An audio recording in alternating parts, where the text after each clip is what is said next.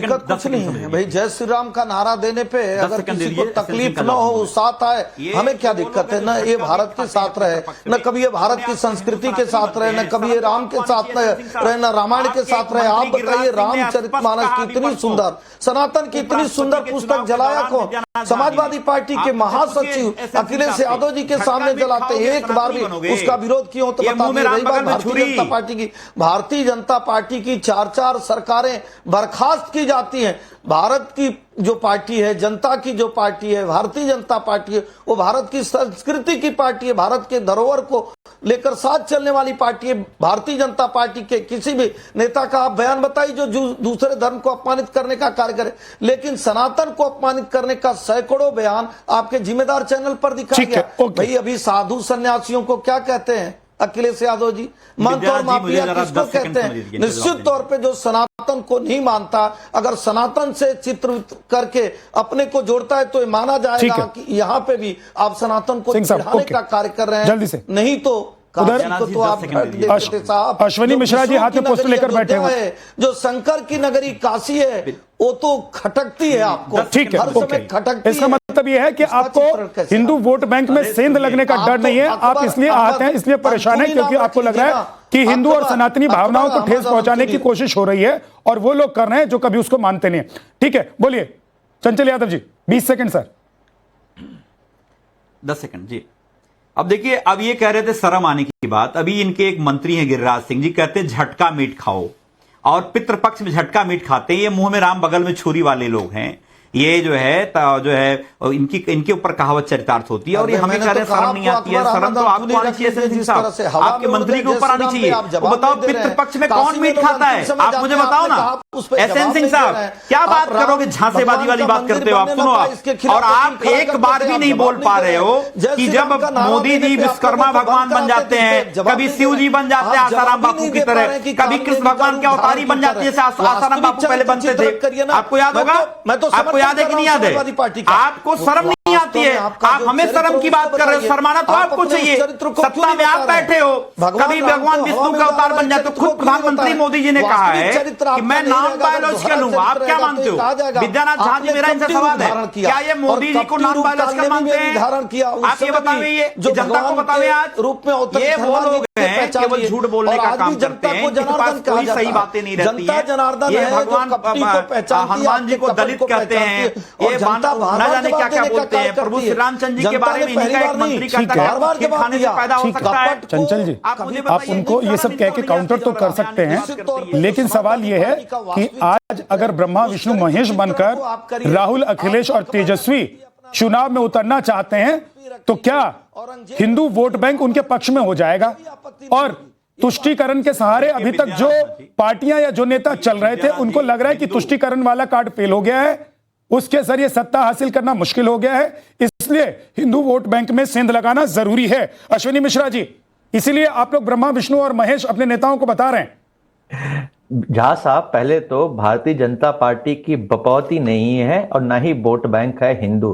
Bharatiya Janata party को 36% vote मिले हैं लोकसभा चुनाव में, और देश में करीब 80% हिंदू है। तो ये कहना छोड़िए कि सारे हिंदू भारतीय जनता पार्टी का वोट बैंक है। सर, आपको इतनी देर सुना, थोड़ा तमीज तो रखिए, थोड़ा धैर्य तो रखिए एसएन सिंह जी।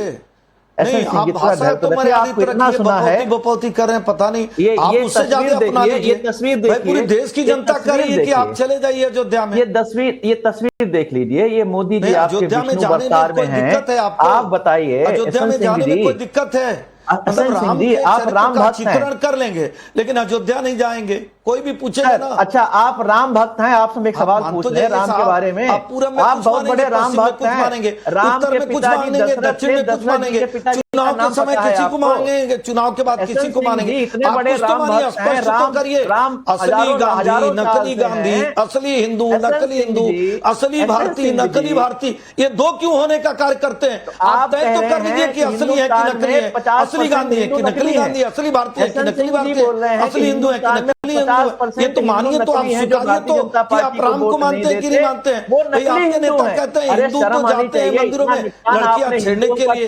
रामचरितमानस तो होता ही नहीं है, राम तो काल्पनिक होते हैं। तो आप स्पष्ट तो करिए जनाब साहब, आप बताइए तो कि आप हैं क्या? आपको शर्म आनी चाहिए। आप क्यों मजाक उड़ाने का कार्य कर रहे हैं? मजाक उड़ाना है तो अकबर का उड़ा दीजिए, अहमद का उड़ा दीजिए, एंथनी का उड़ा दीजिए। आप बनिए तो अब अकबर अहमद नहीं बनेंगे, आप रामकृष्ण बनना चाहेंगे, आप जय श्री राम कह दीजिए। जय श्री राम कहने में आपको शर्म आएगी, कहेंगे हमारी बपौती है। जय श्री राम तो सब लोग कहते हैं, मैं डंके के चोट पे कहते हैं। आप कहिए कि मथुरा का विकास होना चाहिए, आप बोलिए यहाँ पे, आप बताइए कि मथुरा का विकास होना चाहिए, कहिए यहाँ पे आए हैं तो फिर आप बताइए मथुरा के बारे में क्या। एसएन सिंह जी रुक जाइए, एक के बारे में बताइए। एसएन सिंह जी एक सेकंड, एसएन सिंह जी रुकिए, हाँ बोलिए, अश्विनी जी बोलिए। जय सिया राम होता है, जय श्री राधे कृष्ण होता है, जय श्री राम भी बोलते हैं, भारत माता की जय भी बोलते हैं, वंदे मातरम भी बोलते हैं, भगवान श्री राम की जय भी बोलते हैं। बताओ क्या बोलें? और आप कौन से होते हैं? आपको 45 साल हुए हैं देश में पार्टी बनाए हुए।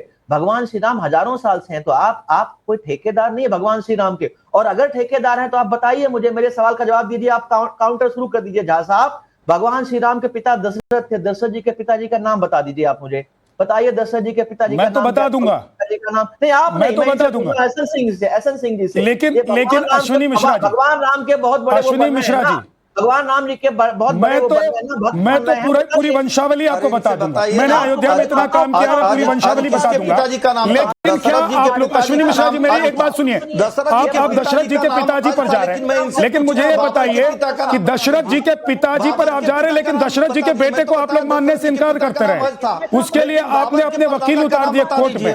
आप राम सेतु को मानने से इनकार करते रहे। दशरथ से पहले आज जी और उससे पहले पूरी वंशावली उठाकर देख लीजिए। मैं ये एक सेकंड रुक जाइए, लेकिन ये लड़ाई सिर्फ एक second, SN Singh ji non stop मत बोलिए, एसएन सिंह जी रुक जाइए, नॉन स्टॉप मत बोलिए। मैं ये कह रहा हूं कि चाहे आप पूरी वंशावली इक्ष्वाकु जी से लेकर और पूरी वंशावली उठा के देख लीजिए, आज दशरथ, उसके बाद फिर राम, लक्ष्मण, भरत, शत्रुघ्न। लेकिन मेरा सवाल यह है कि आप लोगों को जब लगता है कि भाई इससे फायदा हो सकता है, तभी आपको राम, दशरथ और अज याद आते हैं, ऐसा नहीं है, अदरवाइज याद नहीं आते हैं। आपको लगता है कि ब्रह्मा विष्णु महेश का पोस्टर तभी रिलीज कराना चाहिए जब यूपी या बिहार में चुनाव हो, नहीं तो आप लोग राम के अस्तित्व और राम सेतु के अस्तित्व पर सवाल उठाते हैं। अश्विनी जी सवाल ये, जवाब दूं मैं, हाँ बोलिए। ये जो पोस्टर है ये किसी समर्थक ने लगाया है, इस पर जवाब दिया जा चुका है। और रही बात हमारे हिंदू धर्म में हम कई लोगों को जब वो पूजनीय काम करते हैं तो काम करते हैं, तो मतलब राहुल गांधी ने, अखिलेश जी ने और तेजस्वी जी ने पूजनीय काम किया है। राहुल गांधी जी जमानत पर हैं, एक सेकंड रुक जाइए, एक सेकंड। राहुल गांधी जी जमानत पर हैं, बता ही नहीं पा रहे हैं, और उसके बाद तेजस्वी यादव जमानत पर। इन लोगों ने पूजनीय काम किया है, इसलिए पार्टी के किसी नेता ने या पार्टी के कार्यकर्ताओं ने उनका पोस्टर रिलीज कर दिया है। लेकिन देश देख रहा है आप लोगों को कि ये जो पोस्टर रिलीज हुआ है, ये सिर्फ एक जगह उत्तर प्रदेश में रिलीज नहीं हुआ, किसी एक पार्टी के कार्यकर्ता ने नहीं किया है, ये बिहार तक पोस्टर लगाए गए हैं और उसको आप लोग डिफेंड कर रहे हैं कि नहीं भाई ये पूजनीय है। अवधेश कुमार जी, क्या नमो से पूरा विपक्ष हार गया है, हताश है, इसलिए अब विपक्ष को लग रहा है कि ब्रह्मा विष्णु महेश के सहारे हम बैतरणी पार कर सकते हैं बिहार में और उसके बाद भी आने वाले चुनाव में? तो तुष्टीकरण की एक राजनीति के सहारे जो ये पूरा विपक्ष चुनावी सत्ता तक पहुंचने की कोशिश में लगा रहता था, आज उसको लग रहा है कि वो हिंदू वोट बैंक में सेंध लगाना बहुत जरूरी है। निश्चित रूप से इसके कई पहलू हैं।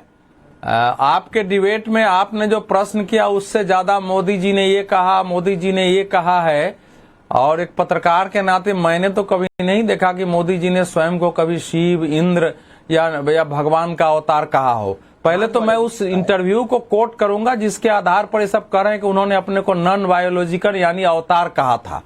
उनकी पंक्ति थी इंटरव्यू में कि जब तक मेरी मां जीवित थी मुझे लगता था कि मैं जैविक रूप से पैदा हुआ हूं। उनके निधन के बाद जब मैं अपने अनुभवों को देखता हूं तो मुझे विश्वास होता है कि मुझे भगवान ने भेजा है। यह शक्ति मेरे शरीर से नहीं है, यह मुझे भगवान ने दी है।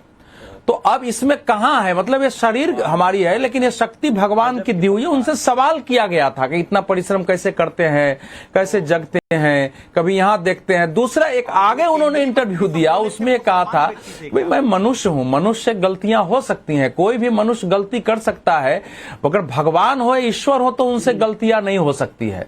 तो अब प्रश्न यह है कि बिना समझे हुए, बिना जाने हुए कि उन्होंने अपने को अवतार घोषित कर दिया है और